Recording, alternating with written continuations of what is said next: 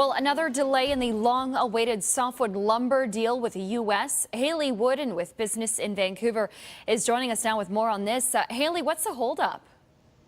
Well, as we know, as the U.S. and Canada have been trying to negotiate a resolution to this, the U.S. has been investigating whether Canadian exports have negatively harmed the U.S. lumber industry. We were expecting a final decision on this September 6th. We'll now have one no later than November 14th. The reason, according to U.S. Secretary of Commerce Wilbur Ross, is because the negotiation process has been incredibly complex. The United States also hopeful that both countries can negotiate their way to a resolution as opposed to having to return to the results of the investigation. And of course, if the investigation does find that harm has been done to the American industry, we could see the reimposition of countervailing duties. The preliminary ones were just lifted. We could also see additional anti-dumping tariffs. Now, on Canada's part, Canada's ambassador to the U.S. has made it clear Canada is actually prepared to sue the United States if the negotiation process fails. We know both countries would like to see that process turn into a resolution. They now have a bit of breathing room now in advance of November 14th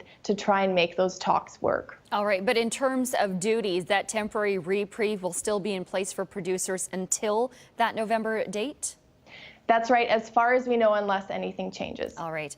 Okay, another big business story today, Apple stocks hitting an all-time high. And I guess a lot of this has to do with the anticipation building for the iPhone 8.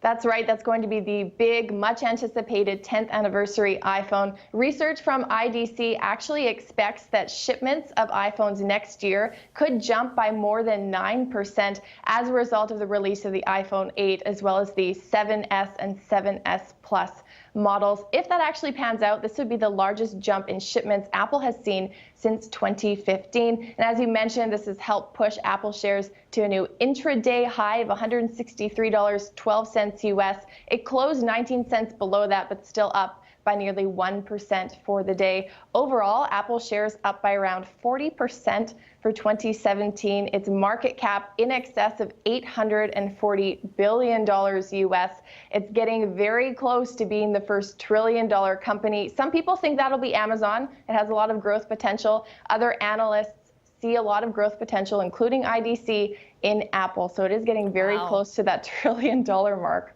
And it's all because of our reliance on smartphones, isn't it? It absolutely is. Haley, thank you very much. Thank you.